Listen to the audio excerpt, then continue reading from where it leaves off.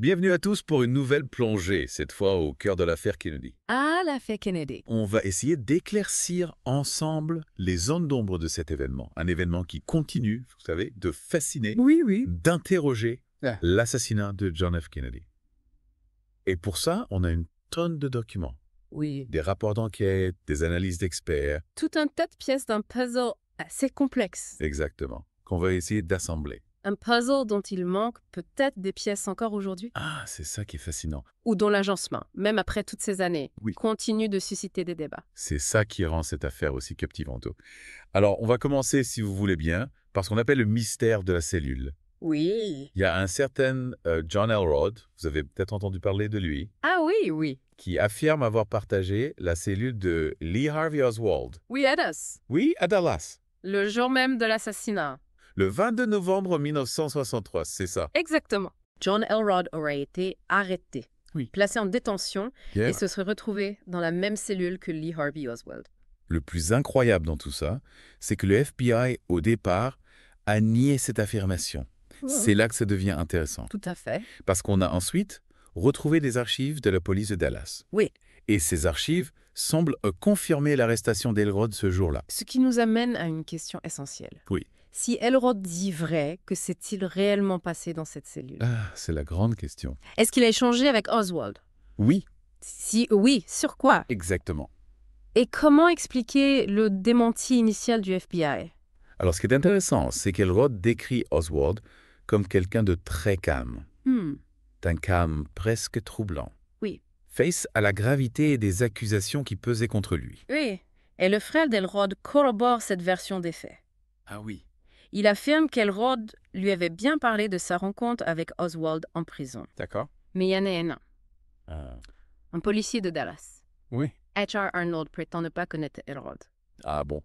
Et réfute catégoriquement son récit. Alors là, on a des versions contradictoires. C'est ça. Comment est-ce que vous pouvez expliquer ça? Oubli. Mensonge. On est dans plein cœur du mystère. Oui, c'est fascinant parce que ce qui semble être un détail anodin pourrait avoir des implications beaucoup plus importantes qu'on ne le pense. Tout à fait. Si Elrod dit vrai, ça remet en question toute la chronologie des événements. Absolument. La fiabilité des rapports officiels. Est-ce que ça pourrait nous amener à reconsidérer certains éléments de l'enquête, voire à envisager de nouvelles pistes? C'est une possibilité qu'on ne peut pas écarter. Voilà. Et ça nous amène à un autre point crucial de l'enquête. La théorie de la balle magique. Ah oui, la fameuse balle magique. Qui est une théorie controversée, qui a suscité beaucoup de débats et qui continue d'alimenter la suspicion. Pour rappel, cette théorie, elle affirme qu'une seule balle tirée par Oswald aurait causé la blessure au cou du président Kennedy. Oui. Et en même temps, les multiples blessures du gouverneur Connolly. Connolly, qui se trouvait dans la même voiture. Exactement. Une théorie qui semble défier les lois de la physique pour certains. D'où le surnom balle magique. Exactement. Mais que disent les analyses balistiques? Alors, c'est là que ça se complique. Oui. Parce qu'il y a des experts en balistique qui ont soulevé des objections sérieuses. Oui. Notamment concernant la trajectoire de la balle. Et les blessures qu'elle est censée avoir infligées. Par exemple? Par exemple, l'angle de tir nécessaire pour atteindre les deux hommes avec une seule balle. Oui. Ça paraît improbable, voire impossible. Il y a aussi la question du nombre de blessures et de leur nature, qui ne semblent pas correspondre à l'impact d'une seule balle. Et puis, il y a le facteur temps. Oui. Le temps dont Oswald aurait disposé pour tirer les coups nécessaires, la précision requise pour réaliser un tel exploit, avec le type d'arme qu'il utilisait, un fusil italien, Mannlicher Carcano. Tout ça pose question. Et n'oublions pas les témoignages des médecins. Oui. Ceux qui étaient présents à l'autopsie de Kennedy et ceux qui ont soigné Kennedy et Connolly à l'hôpital Parkland. Oui. Certains remettent en question la compatibilité des blessures avec la théorie de la balle unique. Donc là encore, on a des éléments contradictoires. Exactement. Face à tout ça, on est obligé de se poser la question. Oui. Est-ce que la théorie de la balle magique, elle est plausible? Oui. Ou est-ce que c'est une construction? Oui.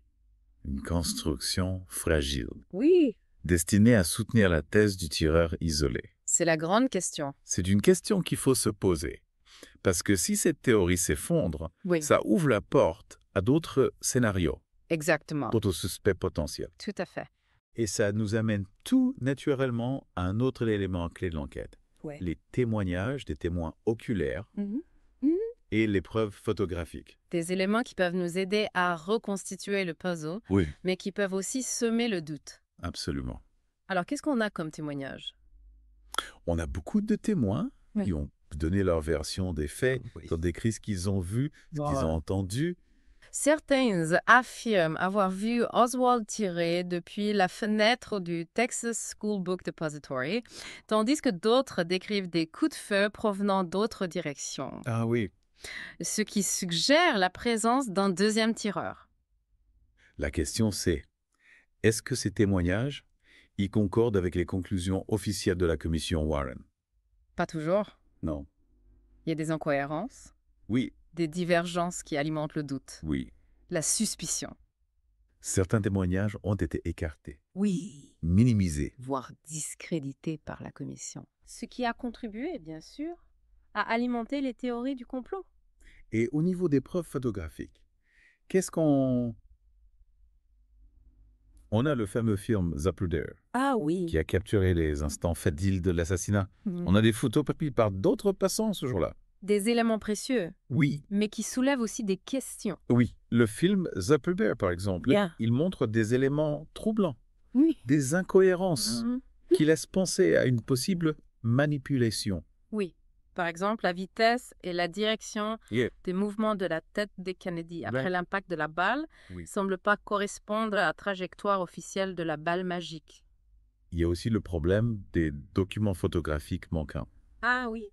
Certaines photos de la limousine présidentielle, de la scène de crime, de l'autopsie, n'ont jamais été retrouvées. Ce qui ajoute encore au mystère.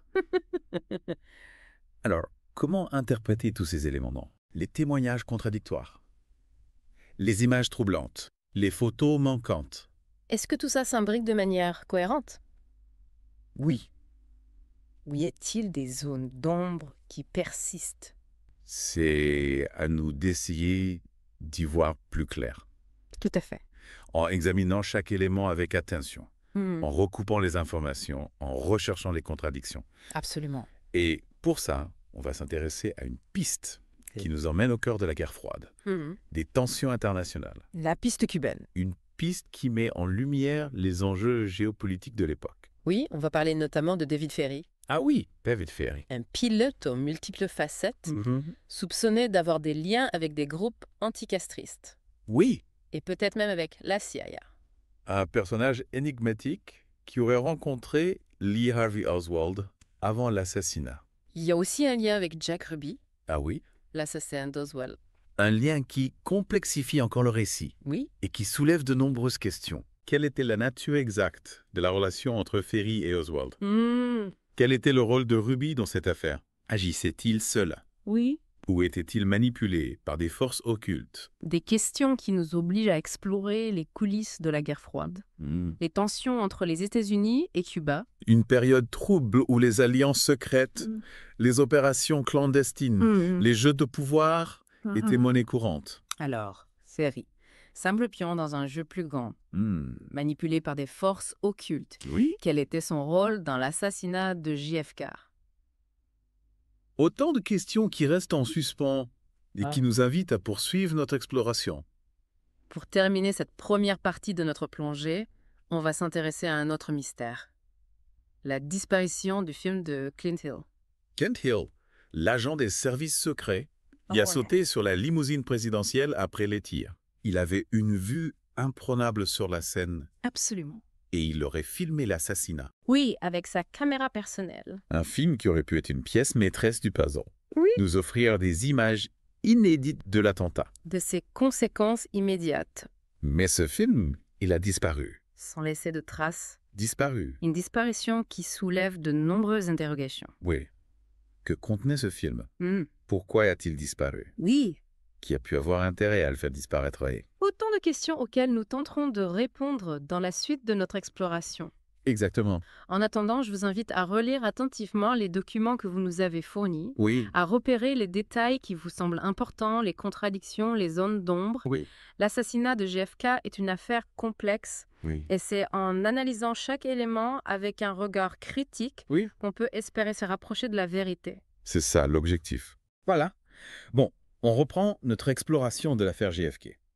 On a beaucoup parlé de Lee Harvey Oswald, des analyses balistiques, des témoignages contradictoires, mais il y a un aspect qu'on n'a pas encore vraiment creusé et qui est pourtant essentiel pour comprendre cet événement, Oui. le contexte politique de l'époque. Oui, c'est vrai. L'assassinat de Kennedy, ça ne s'est pas passé dans un vide politique, hein. Hmm. Il faut replacer cet événement dans le contexte de la guerre froide. Oui. Les tensions avec Cuba, la montée des mouvements sociaux, Absolument. autant de facteurs qui ont pu influencer le cours des événements. Kennedy était un président charismatique, Oui. mais qui ne faisait pas l'unanimité. Ah non, bien sûr. Il avait des ennemis, Oui. des opposants Oui. qui voyaient d'un mauvais œil ses réformes, sa politique étrangère, son engagement dans la course à l'espace. N'oublions pas non plus la lutte contre le crime organisé. Oui. Kennedy et son frère Robert, qui était alors ministre de la Justice, Avaient déclaré une guerre sans merci à la mafia. Et ça leur a valu de puissants ennemis. certains pensent que la mafia a pu jouer un rôle dans l'assassinat de JFK, Oui. soit par vengeance, soit pour protéger ses intérêts. C'est une théorie qui est assez partisan. Oui. On a des liens qui ont été établis entre Jack Ruby, Ouais. l'assassin d'Oswald, Mm. et des figures du crime organisé. Des liens troublants, Oui, c'est ça. qui soulèvent des questions sur les motivations de Ruby. Est-ce qu'il a agi seul, Oui. par vengeance personnelle, comme il l'a affirmé? Oui. Ou était-il un pion dans un complot plus vaste? Difficile à dire. Et puis, il y a la question de la CIA. Oui. Kennedy, il avait des relations tumultueuses avec l'Alliance, notamment après le fiasco de la baie des cochons. Oui, certains pensent que des éléments de la CIA mécontents de la politique de Kennedy ont pu être impliqués dans l'assassinat. Oui, c'est une théorie qui repose sur des soupçons, Oui. des indices, mais qui n'a jamais été prouvée. Non. Il faut rester prudent, Oui. ne pas tirer de conclusions hâtives. Ce qui est certain, c'est que le contexte politique de l'époque, il était explosif. Ah oui. La guerre froide battait son plein. Les tensions internationales étaient à leur comble.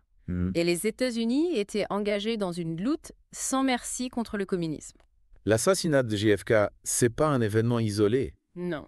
Il s'inscrit dans un contexte historique complexe. Marqué par des enjeux géopolitiques, Oui, des luttes de pouvoir, oui. des rivalités entre nations et entre idéologies. Ce qui est fascinant dans cette affaire, c'est qu'on a des pièces du puzzle. Oui. Des éléments qui semblent importants, mais on n'arrive pas à les assembler de manière cohérente. Il manque des pièces, C'est ça. des informations clés qui nous permettraient de comprendre pleinement ce qui s'est passé ce jour-là à Dallas. Et puis, il y a le problème des manipulations, Oui. des mensonges, des dissimulations. Il est possible que certaines informations aient été cachées, Oui. déformées, Oui. voire détruites. Le rapport Warren, par exemple, Oui. a été critiqué pour son manque d'objectivité. Oui. Son parti pris en faveur de la thèse du tireur isolé. On a l'impression que certaines pistes n'ont pas été explorées à fond, Oui. que des questions dérangeantes ont été éludées. Que peut-on faire pour percer le mystère de l'assassinat de JFK? Est-ce qu'on peut espérer un jour connaître la vérité? C'est difficile à dire. Oui. Il y a encore des archives qui restent classifiées, Oui. des documents secrets qui pourraient contenir des informations cruciales. On a besoin de transparence de la part des autorités Oui, pour pouvoir examiner toutes les pièces du puzzle. absolument. Sans accès à toutes les informations, Oui. impossible de mener une enquête complète et objective. On a aussi besoin d'un regard neuf, Oui. d'une volonté de remettre en question les versions officielles, de ne pas se contenter des explications simplistes. Tout à fait. Il faut interroger les témoignages, Oui, les analyses, oui, les conclusions. oui. L'histoire est souvent plus complexe qu'on ne le pense. Revenons-en à la disparition du film de Clint Hill. Oui. Qu'est-ce qu'on sait de ce film? Mm. Pourquoi a-t-il disparu? Il existe plusieurs théories. Oui. Certains pensent que le film a été confisqué par les services secrets Ah oui? pour protéger la réputation de l'agence, qui était critiquée pour ses failles de sécurité lors de l'assassinat. D'autres pensent qu'il a été détruit par accident, Oui. perdu dans la confusion qui a suivi l'assassinat. Et puis il y a la théorie du complot, bien sûr, Ah oui? qui prétend que le film a été volé Oui. ou détruit par des personnes impliquées dans l'assassinat Oui. pour effacer les preuves de leur implication. Difficile de savoir ce qui est vrai, Oui. ce qui est faux. Mhm. Mais la disparition de ce film reste un mystère troublant. Oui. Un mystère qui nous rappelle que l'affaire JFK est loin d'être close. C'est un exemple parmi d'autres des zones d'ombre qui entourent l'assassinat de JFK. Oui. Des pièces manquantes, des témoignages contradictoires, des documents secrets. Tout ça alimente le doute, la suspicion, les théories du complot. Et ça montre à quel point cet événement continue de fasciner, d'intriguer, Oui. de nous hanter.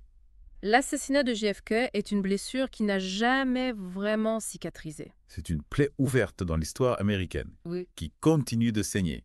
Et c'est notre devoir en tant que citoyens de continuer à chercher la vérité, Oui, de ne pas laisser les mystères nous engloutir. il faut garder l'esprit critique, Oui. examiner les preuves, interroger les versions officielles. L'histoire n'est pas gravée dans le marbre. Non. Elle est en constante évolution, Oui. en fonction des nouvelles découvertes, des nouveaux témoignages. Parlons un peu de David Ferry. Oui. Ce pilote soupçonné d'avoir des liens avec des groupes anticastristes et la CIA. C'est un personnage particulièrement énigmatique. Qu'est-ce que les sources que vous avez consultées révèlent à son sujet?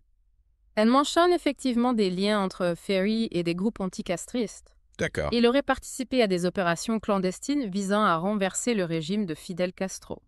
Et ses liens avec la CIA? Les sources sont plus floues sur ce point. Oui. Il est question de contacts, de rencontres, mais rien de vraiment concret. D'accord. Il semble que Ferry évoluait dans un monde d'ombre, Oui. un monde d'espionnage et de secrets d'État. Ce qui est troublant, c'est qu'il aurait rencontré Lee Harvey Oswald à plusieurs reprises avant l'assassinat. Oui. Qu'est-ce qu'on sait de la nature de ces rencontres?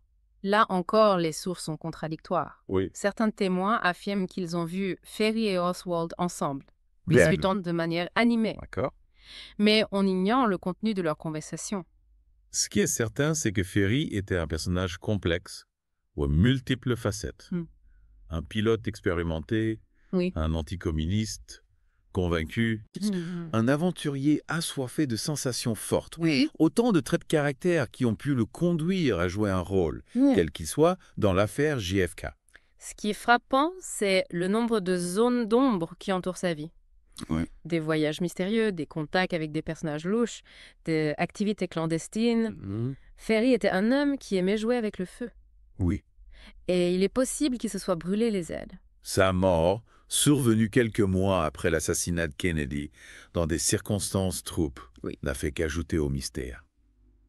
Suicide, accident, meurtre maquillé calé. Oui. Les questions restent sans réponse. La disparition prématurée de Ferry nous prive d'un témoignage qui aurait pu être précieux. C'est sûr. Il est possible qu'il détenait des informations clés sur l'assassinat de JFK. Oui. Des informations qu'il a emportées dans sa tombe. On continue notre exploration. Oui. Parlons maintenant des analyses balistiques. C'est un domaine complexe, mais crucial pour comprendre la dynamique de l'assassinat. Absolument. Vous pouvez nous expliquer en quoi consistent ces analyses? Oui, bien sûr. Et en quoi elles sont si importantes dans l'affaire JFK? Alors, les analyses balistiques, ça consiste à examiner les armes à feu, les balles, les douilles, les fragments de projectiles. Oui. L'objectif, c'est de déterminer la trajectoire des tirs. Le type d'arme utilisée, le nombre de tireurs, etc. C'est un peu comme une science médico-légale appliquée aux armes à feu. Exactement. D'accord. Les experts en balistique peuvent, en analysant les preuves matérielles, reconstituer la scène de crime, identifier l'arme du crime et parfois même déterminer la position du tireur. Dans l'affaire JFK, les analyses balistiques sont au cœur de la controverse. Elles ont été utilisées pour étayer la thèse du tireur isolé, mais aussi pour la remettre en question. Exactement. Le rapport Warren s'appuie fortement sur les analyses balistiques pour conclure que Lee Harvey Oswald agit seul, tirant 3 coups de fusil depuis le 6e étage du Texas School Book Depository.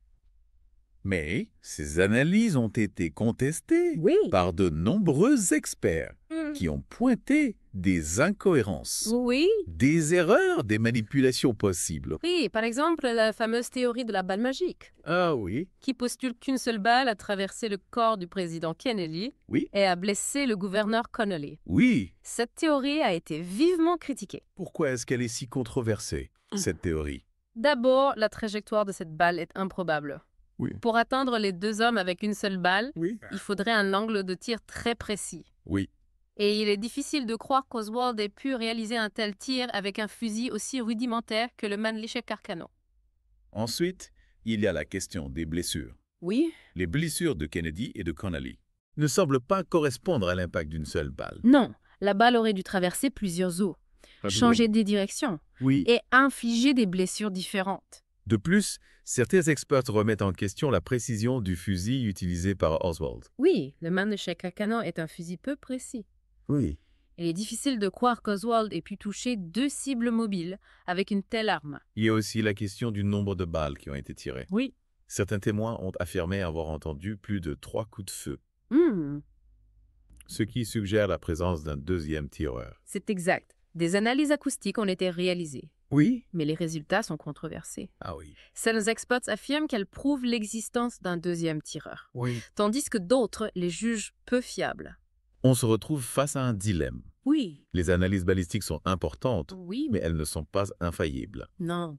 Elles peuvent être mal interprétées, manipulées, voire falsifiées. C'est pourquoi il est important de les examiner avec un esprit critique, Oui. de les confronter aux autres éléments de l'enquête, Oui. de ne pas se contenter d'une seule version des faits. On passe maintenant au témoignage des témoins oculaires. Vous avez mentionné qu'ils sont parfois contradictoires. Oui. Vous pouvez nous en dire plus? Alors, des centaines de personnes ont assisté à l'assassinat de Kennedy dans Dealey Plaza à Dallas. Oui.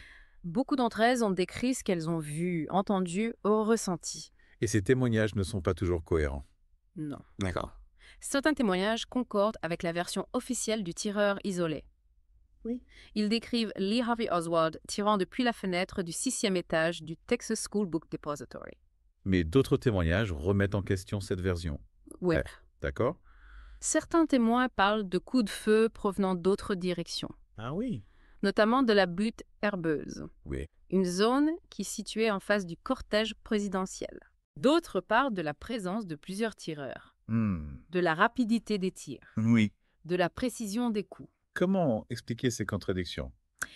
Il y a plusieurs explications possibles. Ouais. D'abord, le stress, la confusion, le traumatisme de l'événement Oui. ont pu altérer la mémoire des témoins. D'accord. Ils ont pu mal interpréter ce qu'ils ont vu ou entendu, Oui. se tromper sur la direction des tirs, le nombre de tireurs, etc. Certains témoins ont pu être influencés par la couverture médiatique de l'assassinat, Oui. par les rumeurs, par les théories du complot. C'est exact. L'opinion publique a été bombardée d'informations, souvent contradictoires, sur l'assassinat de Kennedy. Il est possible que certains témoins aient inconsciemment adapté leurs souvenirs à ce qu'ils avaient lu ou entendu dans les médias. D'autres ont pu être intimidés, menacés, forcés à changer leur version des faits. Oui, il y a eu des pressions sur certains témoins, de la part de la police, du FBI, de la commission Warren. Certains témoins ont pu avoir peur de parler, Oui. de se retrouver impliqués dans l'affaire, Oui. de subir des représailles. Il est important de prendre en compte le contexte dans lequel les témoignages ont été recueillis. Oui. La pression médiatique, l'enquête officielle, Ouais. la peur des représailles. Tout ça a pu influencer les déclarations des témoins. Alors, comment interpréter ces témoignages? Faut-il les rejeter en bloc? Non, je pense qu'il est important de les examiner avec un esprit critique, Oui. de les confronter aux autres éléments de l'enquête, Oui. chercher les convergences, les divergences, les points de rupture. Certains témoignages sont plus crédibles que d'autres, bien sûr. Oui, Mais même les témoignages les plus troublants, les plus contradictoires, oui. peuvent contenir des graines de vérité. L'assassinat de JFK est un puzzle complexe et les témoignages des témoins oculaires sont des pièces importantes. Oui. Mais il faut les assembler avec les autres pièces pour avoir une vue d'ensemble cohérente. Ce qui nous ramène à la question fondamentale. Oui. Lee Harvey Oswald était-il vraiment le seul tireur? Oui. Ou était-il un pion dans un complot plus vaste? Pour tenter de répondre à cette question, il faut examiner la personnalité de Lee Harvey Oswald. Oui. Qui était cet homme? Oui. Quelles étaient ses motivations? Oui. Quel était son passé? C'est ce qu'on va explorer dans la troisième et dernière partie de notre plongée. Oui. On va se pencher sur la vie d'Oswald, Mhm. son parcours, ses idées, ses relations, Oui. afin de mieux comprendre le rôle qu'il a joué Oui. dans ce drame qui a marqué l'histoire. On reprend le fil de notre enquête. On a exploré pas mal de pistes, analysé des témoignages, examiné des preuves, confronté des théories. Oui. Mais bon, Comme on l'a vu, il reste encore beaucoup de mystères, de zones d'ombre, de questions sans réponse. Oui, l'assassinat de JFK continue de fasciner, d'intriguer, Yo. de hanter les esprits. Absolument. Et pour essayer de percer ces mystères, on doit se pencher sur la personnalité de Lee Harvey Oswald. Oui, qui était cet homme? Quelles étaient ses motivations? Quel était son passé? Lee Harvey Oswald est né en 1939 à la Nouvelle-Orléans. Il a eu une enfance difficile, marquée par l'absence du père, des déménagements fréquents, difficultés scolaires. Pas facile. C'était un garçon solitaire, introverti en quête d'une identité, Oui, d'une reconnaissance. on le décrit souvent comme un marginal, un rebelle, un anticonformiste. C'est exact. Il s'engage dans les marines, mais il a été déçu par l'expérience. Ah. Ou il n'a pas trouvé la camaraderie qu'il recherchait. Il a déserté. Ah oui, Il est parti vivre en Union soviétique. il a épousé une femme russe. Oui, il a essayé de s'intégrer à la société soviétique. Mais il n'a pas réussi. Ce séjour en Union soviétique, est-ce que ça a joué un rôle dans sa radicalisation Taïma? C'est possible. Il semble qu'Oswald ait été attiré par le communisme, par l'idée d'une société plus juste, plus égalitaire. Oui. Mais il a vite déchanté. La réalité du régime soviétique ne correspondait pas à ses idéaux. Il est revenu aux États-Unis, désabusé, aigri, Oui. en colère contre son pays. Contre le système. Oui, il a sympathisé avec les mouvements communistes. Oui. Il a distribué les tracts, il a tenté de se faire remarquer. Il a même essayé de créer sa propre organisation pro-cubaine. Il était fasciné par Cuba. Oui. Par la révolution castriste. Exactement. Il admirait Fidel Castro, il le considérait comme un héros. Et quelques mois avant l'assassinat de Kennedy, Oui. il a tenté d'assassiner un général américain, Edwin Walker, un anticommuniste notoire. C'est un épisode troublant. Il semble qu'Oswald ait voulu se faire un nom, Oui. devenir un martyr de la cause communiste. Alors, Oswald, un tueur en puissance, un fanatique prêt à tout pour défendre ses idées. C'est une possibilité. Oui.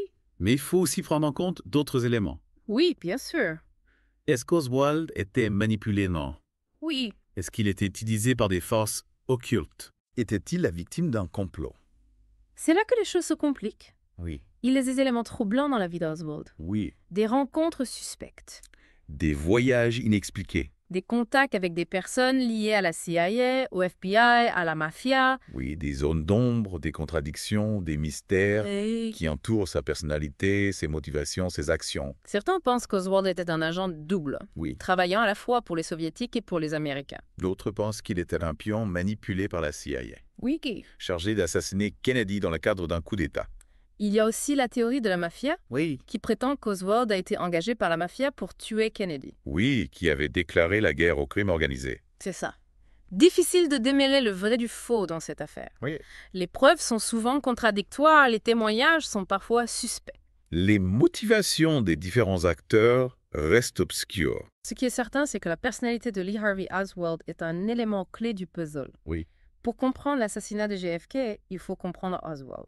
Il faut analyser son passé, ses idées, ses relations, ses motivations. Essayer de pénétrer dans son esprit. Comprendre ce qui l'a poussé à commettre cet acte terrible. On a beaucoup parlé d'Oswald, du contexte de l'assassinat, des théories, mais il y a une figure, un événement qu'on ne peut pas ignorer lorsqu'on parle de l'affaire JFK. Oui. Jack Ruby et le meurtre d'Oswald. Un événement qui a choqué l'Amérique et le monde entier.